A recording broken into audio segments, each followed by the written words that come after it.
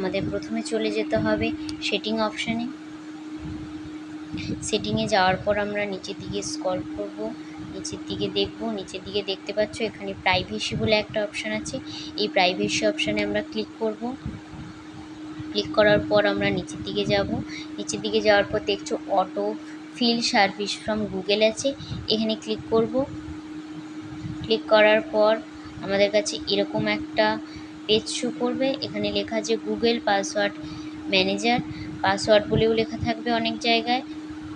আমরা এটাতে ক্লিক করব। এটাতে ক্লিক করার পর আমরা আপনাদের যে অ্যাপসে পাসওয়ার্ড দেওয়া আছে সেই বিষয়ে এগুলো শো করবে। তার মধ্যে আমরা এখানে চলে যাব google.com-এ। google.com-এ যাওয়ার পর আপনাদের যদি মোবাইলে স্ক্রিন লক দেওয়া থাকে আপনারা সেটা দিয়ে দেবেন।